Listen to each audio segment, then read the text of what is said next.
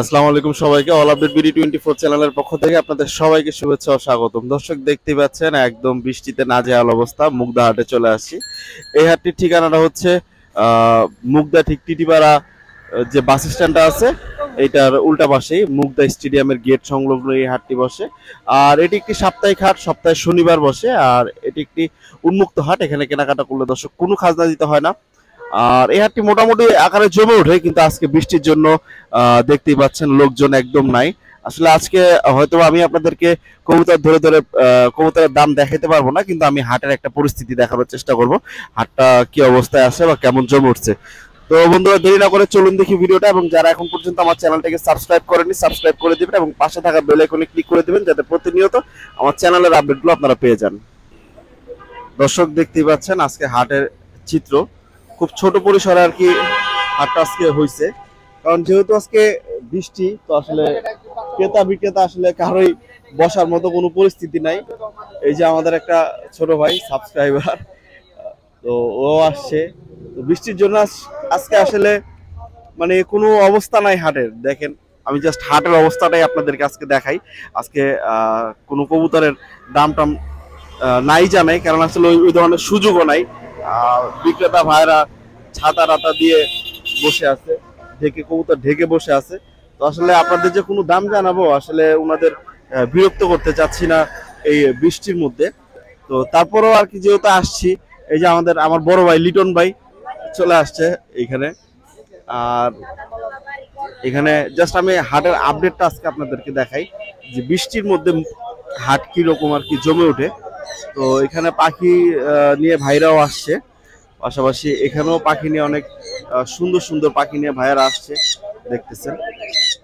তো জাস্ট আজকে আপনাদেরকে একটা আপডেট দেওয়া আর কি, যে বৃষ্টির মধ্যে কিরকম জমে ওঠে মুগদা হাট। আর এখানে একটা ইন্টারেস্টিং বিষয় দেখেন, এখানে হাটে এখন মাছও পাওয়া যায়, এই যে দেখতেছেন। তো এই হচ্ছে আর কি হাটের ফুল সামারিটা। আর হাটের ঠিকানাটাও আমি এক নজরে একটু দেখা দেওয়ার চেষ্টা করতেছি। এই যে দেখেন, এটা হচ্ছে মুগদা স্টেডিয়ামের গেট, আর এই গেট সংলগ্নই এই হাটটি বসে। মাত্র 1 মিনিটের ভিডিও, আসলে আপনাদেরকে আজকে কি দেখাবো বা কি বলবো, যাই হোক তারপরেও আজকে যেহেতু চলে আসছি হাটে, এই বৃষ্টির জেনেও চলে আসছি, যে ভাবছি যে আজকে আপনাদেরকে বৃষ্টির মধ্যে হাটের কি পরিস্থিতি থাকে এটাই দেখাবো। তো সবসময় তো চেষ্টা করি যে কবুতরের দাম সম্পর্কে ধারণা দেওয়ার জন্য, হাটে কি ধরনের প্রাইস যাচ্ছে বা হাটের পরিস্থিতি কি যাচ্ছে দেখানোর জন্য। তো চাচা বেচা কিনি নাই,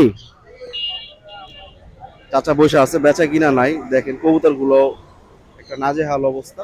তো এই ছিল আজকে এই ছিল আজকে মুগদা হাটের আপডেট আর কি।